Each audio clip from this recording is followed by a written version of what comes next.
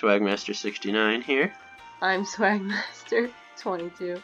I'm Swagmaster Polymorph. I guess the first topic in today's menagerie of mechanical horrors is how we get the idea. To clarify, we're talking about ideas for characters. Yes, ideas for characters. Here's a pie chart of my good and bad character ideas. The red is the bad, and the black is the good. So, there's a lot of stuff you need to sort through when you're creating a character, but I think I'll turn it over to Swagmaster Polymorph. When I come to first character ideas, I ultimately think about personality first, kind of how I want a character to interact in a group.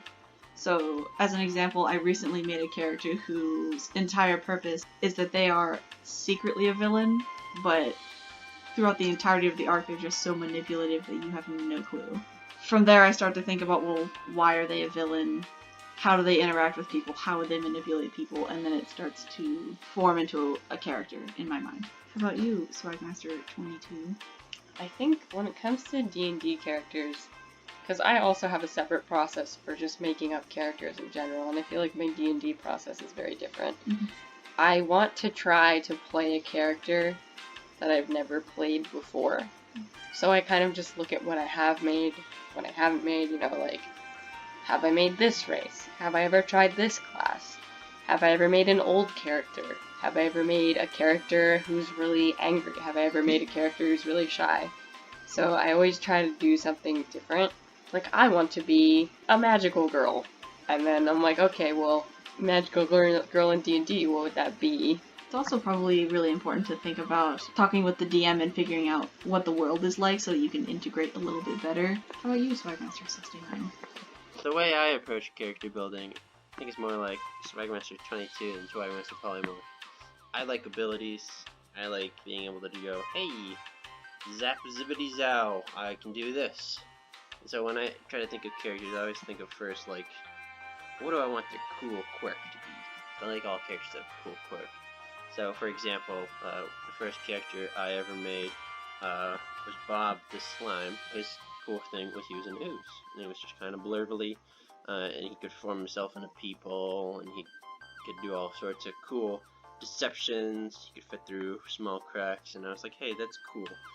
Eventually, I developed him into a well-rounded character who had many flaws, and he went through 7 different exchanges of his soul. But that's a story for another day. Another character I recently finished working on, I haven't been able to play her yet, but I think it's really cool, is she's a succubus. Succus. She pretends to be a clergy woman. She pretends to be a cleric, so she's a warlock of the succubus, which I kind of mashed up the fiend and the celestial. So she has like the fiendish, the devil's own luck, but she can also do the celestial healing. So she's not very specialized, which kind of makes her a little weaker than the other things, because she's not solely focused on healing or solely focused on blasting. But I think that difference kind of, it's unique. And so when I approach character building, I always think of, what do I want this character to have their cool little quirk be? I guess next, we could just talk about backstory. How do you approach making a character's backstory? Do you start from the world, or do you start from what you want to make and just add it to the world? Like, if the DM has given me a lot to work with, then I'll be like, okay, I could place myself here. I might ask the DM, like, what kind of a world and what kind of like a town or city is this? What kind of like people live here? But I feel like most of the time, I come up with a general place of origin that could be anywhere. And so it's kind of up to the discretion of whoever's running the campaign to be like, oh, you want to live in like a farming town, I'll put that here.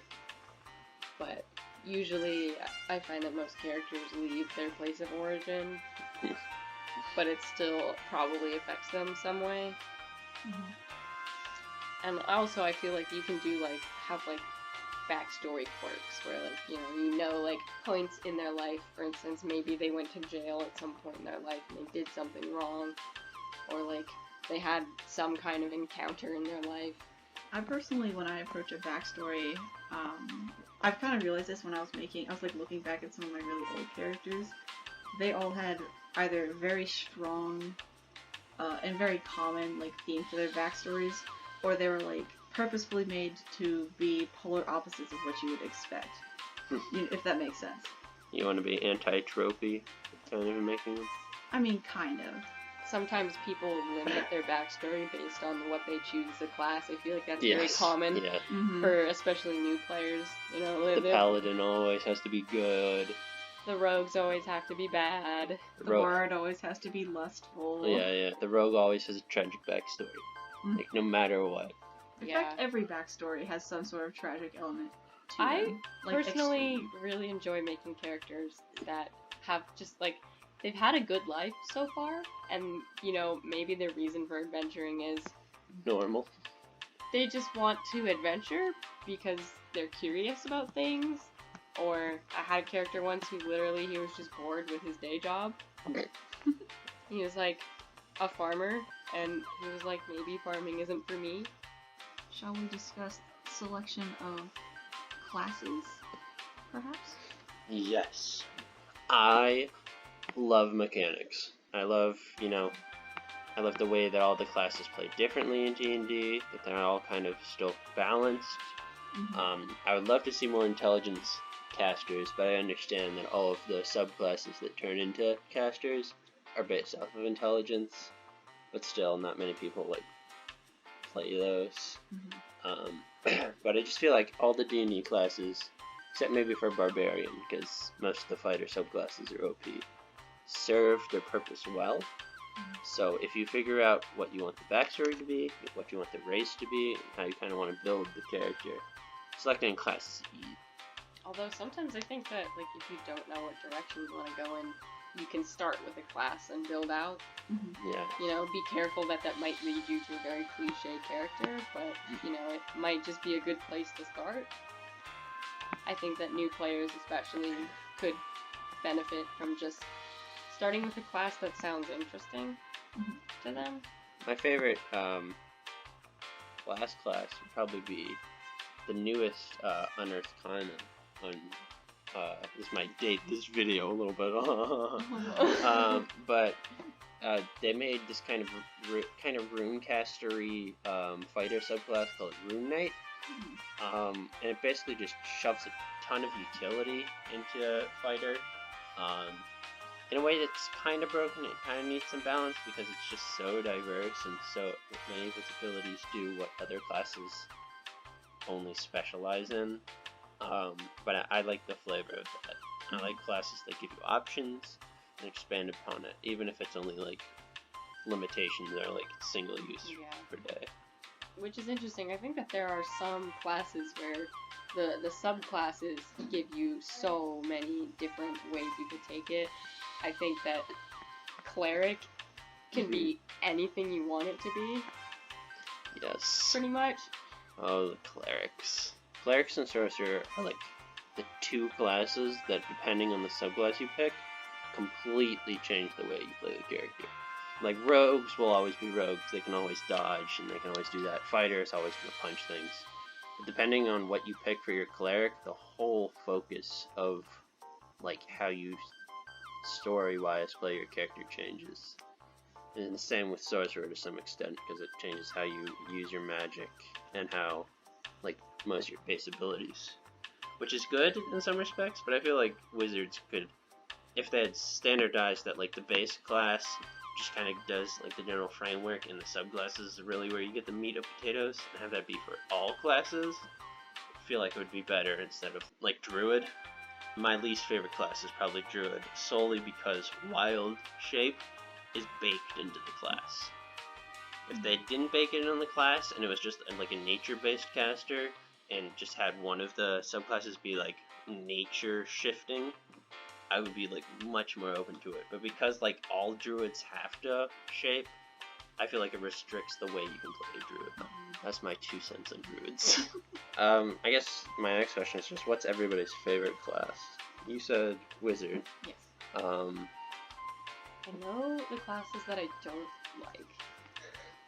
Which ones are those? I don't like Ranger. Revised or base? Base Ranger. I mean, I don't think anybody likes base Ranger. I think it's doesn't quite do anything too particularly interesting. I know that I like spellcasters. Whenever I don't have access to spells, I feel sometimes that I'm limited in utility. Sorcerer I've played the most, I think, because I think the way that they cast magic is easier to understand for new players than, say, a wizard or That's a warlock. very true. Mm-hmm. I have played warlock also, and it's interesting in concept, but I don't.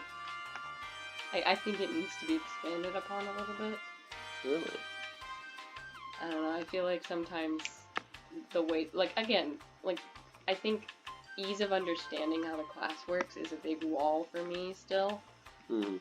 And when I first looked at how to make a warlock, it's a completely different spell system than any other caster. Yep. And I just don't understand why that is. I guess that's another thing. Least favorite classes.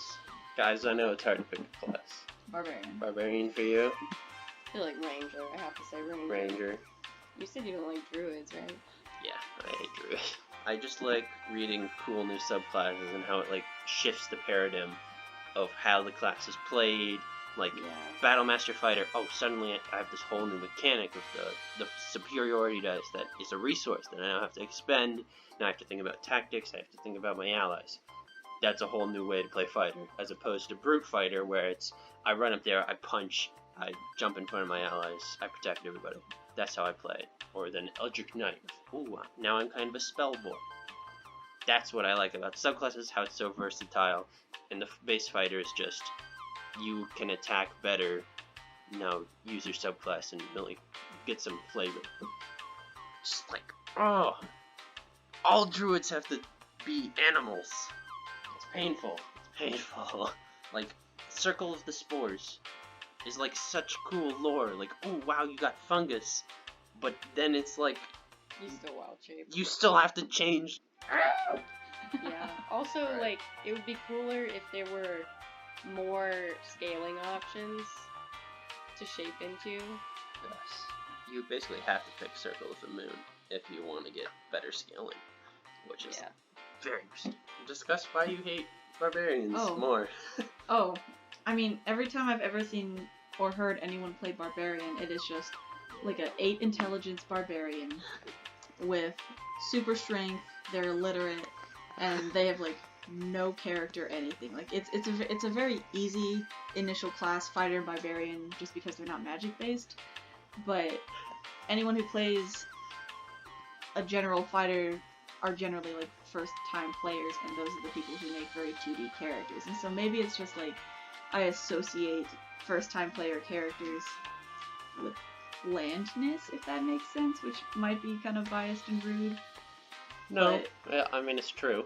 it's true. I think the first character we all made was kind of bland. Oh yeah, for sure. I remember that, well, the first character I made was a Slime Demolitionist, which was a homebrew class, because I just wanted to, like, play a slime that exploded things. My first character, I purposely made very generic. Really? I wanted to pick, like, I picked fighter, and I picked, like, champion, just because, like, it was too much for me to stick in my brain, Yeah. and he literally was, like, this is my farm boy character, from a farm. He's like, okay, I'll go adventuring, I guess, why not? Okay. You know, he loves his farm animals, he loves his family. Does he love his farm animals a little too much? He had a pet pig that he took with him. Took with him. Yes. It was No. like a piglet. Is that another day of rations? No. He's a sidekick. But, you know, he couldn't do anything really Yeah. special. He just hit things. And, you know, if I had known about the other fighter subclasses and, like, known how the mechanics work, I probably would have chosen that. But for a first character, I think it was fine. Yeah, that sounds pretty cool. My first character was an emo blind archer. What? His whole thing was that his hometown was like murdered because he ran away from the fight, and then he lived in like he got a mental illness where like he was in denial that they were all dead. And so like he was just like living day to day like alone as a hermit, and he was like, no, they're all alive, it's fine. And so like he was super emo and antisocial, which I really don't recommend for a first time character, because if you play an antisocial character, you never get to roleplay. And if you've never done D&D before and you're uncomfortable using different character voices or speaking as someone other than yourself, playing a hermit character will never get you out of that shell, and you will struggle way longer at that to like immerse yourself into the game. I also think that kind of a handicap is if you give yourself too many events in your backstory that have already happened and that you've already kind of, as a character, come to terms with. You need to leave kind of loose ends in your backstory that you can have grow over the period of the campaign, or else your character is just going to be completely static and not interesting. It's definitely really, really great when you're playing D&D to have moments where you have character growth, and it's interesting when like you really get caught up in the game, because it's not you anymore. You've literally become somebody else, and as your character grows, you kind of grow. If that like that's cheesy and stupid, but like it's true. It's true. I really felt like I grew as a slime. Any final thoughts? Play D&D, it's really fun. Highly recommend. You can play with friends if they've done it before, or you can just go to a game store, because I've learned that they're just super chill, and they're just like, yeah, come play for free. It's pretty great. It's your turn. Alright. Coolio. I guess we'll end with just another artist. I gotta say, art is character creation. See ya.